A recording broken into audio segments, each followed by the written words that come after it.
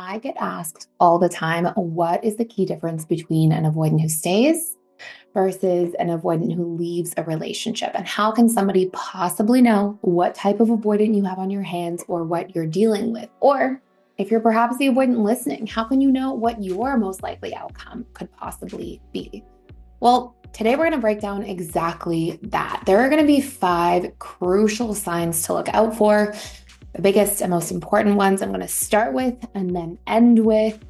And I think really understanding these green flags, the things that are going to help you see, is this person more likely to stay in a relationship? Should I invest in them? Or do you think that this person's probably just going to head for the hills as soon as things get real at all? By understanding these green flags, my hope is that you are empowered to make better decisions in your future of relationships. And before I even tell you these 5 things today, I'm curious if you want to let me know in the comments what you think the 5 points are going to be. I would love to hear your guesses before you even get into the video. What do you think the key differences will be between avoidants who stay and avoidants who leave? Now, if you're new to this channel, my name is Thais, and we put daily videos out here all about different attachment styles. We have a couple other avoidant videos coming out this week. If you don't want to miss any, hit the subscribe button and even the notification bell. And I hope that if you enjoy this video, you like it and share it with others.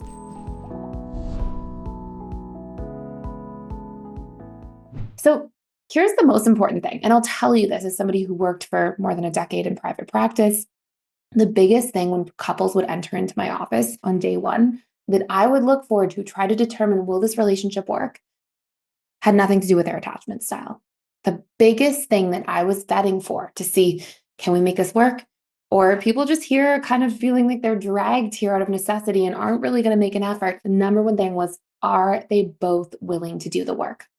And there are going to be green flags to show that somebody is willing to make an effort. Work in a relationship looks different for everybody, and it will generally look different for the avoidant. So a dismissive avoidant, for example, is most likely to do the work by reflecting after a hard conversation and attempting to do things differently in the relationship. Whereas you might see a fearful avoidant perhaps be reading all the books, taking all the online courses, watching these videos, trying to really understand themselves more and then apply those things more slowly but surely over time. An anxious attachment style may also do more of the reading or go to therapy or counseling. I mean, you're going to see the work look different for everybody. But the one thing you need to actually see is this person, if we talk about communication, for example, and I'm saying, hey, I need more transparent communication, or I need more consistency in our texting, or whatever it is that you're asking for, you're going to see that the person hears you and actually takes actions to make an impact, to really attempt. They may not be perfect, but no human being should be perfect when they're trying to do something new. But you will see some degree of concerted effort. And that's the biggest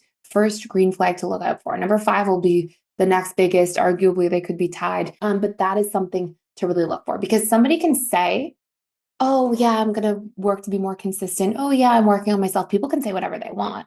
And people may even think they are doing that. But you need to be vetting in people's actions, not in their words. Okay. So how's somebody actually behaving? What are their actions? Are they showing that? Because those are the things that ultimately will make and break a relationship. So that's the first thing. Are they willing to do the work? Number 2, another really good green flag to look out for is there will be a certain degree of self-reflection. Okay. Again, this might look different for different attachment styles. Self-reflection for an anxious attachment style may come more from working one-to-one with a therapist or counselor, or fearful avoidance might be more inclined to be in a place like the personal development school and doing the work by taking courses and really deeply learning about themselves and gaining knowledge. Those would be forms of self-reflection. Dismissive avoidance, their most common form of self-reflection, although of course they could end up in the first 2 things that we talked about. But one of the most common things is they will think about how an argument or disagreement went, and they will proceed to tell you, hey, yeah, I noticed I do this, or yeah, this came up for me, or I could do this differently in the future. And you'll know when they're sharing that, because that is a certain degree of vulnerability required, that there's an ability to gain insight. Okay. And that is an extremely important green flag to look out for, honestly, in any relationship that you're in. Because if somebody's not able to self-reflect on their behaviors, they're going to keep repeating them over and over again. If somebody can't gain insight into themselves, who they are is going to stay pretty much the same. And so if it's not a fit, or if you're having problems, those problems are probably going to stay pretty much the same. And that's something to think about. Number 3, this is something that happens in a relationship dynamic. Okay. So avoidants tend to stay in relationships where there is healthy communication given to them. Okay. So if somebody is criticizing them and saying, you always do this, you do that, and if they're pointing their finger and getting, frustrated or volatile, they're just going to shut down and feel like, I don't want to do this. This is going to be something that causes them to really shut down and pull away. And dismissive avoidants are especially sensitive to this form of communication, more so than any other attachment style. Not justifying it either, right? It's not a healthy form of communication anywhere. But if you can instead say what your needs are, if you can say, hey, instead of saying, for example, it's called positive framing. We talk about it all the time on this channel. But instead of saying something like, you never text enough, what's wrong with you? Instead of saying like that, you might say, hey, consistency is really important to me in communication around texting.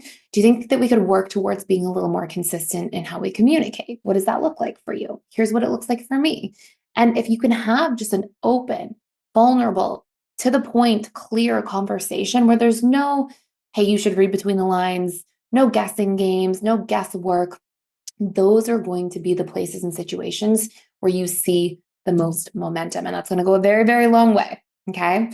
So the ability to actually communicate in a healthy way has a huge impact on an avoidant staying or leaving in a situation. And beyond this, the next most important point, actually, before I tell you the last two, the last one being arguably the most important, before I tell you the last two, we are doing right now, if you want to work on your communication, if you want to work on a lot of these things in your relationship and learn how to communicate so that you actually get heard, so that your needs actually get met, even learn what your needs are so that you can communicate them, I highly recommend, and you can check it out fully for free, our conflict communication course. It will teach you how to help other people de-escalate in a conflict, how to help yourself de-escalate in a conflict, key strategies to getting heard, the actual necessities, the nuts and bolts required to resolve conflicts. And all of this is completely free for 14 days, along with every other course in PDS. And you can even come in and ask me questions on the webinars or live events. So we have a full 14-day free trial happening at PDS. We do this once or twice a year. And you'll be able to get through at least one or two courses, download some courses, some workbook materials, really get in there. And see the needle move on some of these core things that can really help you build the best relationships of your life going forward. So check that out while that trial is on. It's just for a limited time. Next big thing, dismissive avoidants respond extremely well. I would actually say this is one of the non-negotiables that cause an avoidant to stay versus leave long-term. They respond extremely well to feeling like they are accepted. Okay. They do not respond well, and they will not stick around the vast majority of the time relationships where they feel constantly judged. If they feel like they are walking on eggshells, somebody's looking at them, analyzing their behaviors in a judgmental way, looking at like what they're doing wrong, nitpicking, nagging, all of these things, because dismissive avoidants have these deep inherent shame wounds.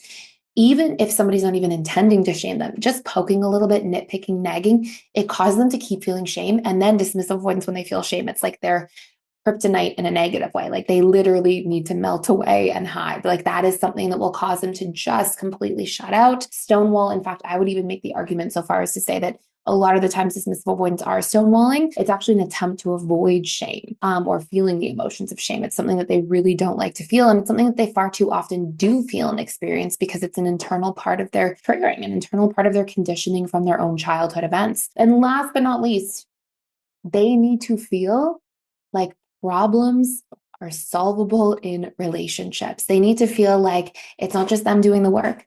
They need to feel like they can share a little bit about what's going on for them too, and that they will be seen and heard. And the more that you can communicate, it kind of leapfrogs off of one of the earlier ones we talked about, but the more that you can communicate in a two-way street, the more that they can communicate, or you can communicate with them, share openly and honestly, but also ask them, what are you feeling? What are you needing? What's going on for you?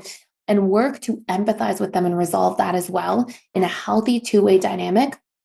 The reason this is such a big one is it causes a dismissive avoidant to feel like they can't co-regulate, they can only lean on themselves, and then they have to make an effort for you. It transforms that idea into, wait, I can lean on you too. We can lean on each other. Okay, so now I don't need to keep you at bay or at arm's length in order to self-regulate. We can actually do this together, invest in this dynamic together. And that is something that causes them to feel like, wow, I can actually see this working for the long haul. And it's massively important, not just for the dismissive avoidant and their own healing journey, but for the healing of the relationship as a whole. So I hope you enjoyed this video. Don't forget to check out that free trial if you don't want to miss it. And thank you so much for stopping by. Please like this video, share, subscribe if you enjoyed it, and get value out of this channel. And we have a lot more videos to come out this week on topics similar to this. Thank you for watching.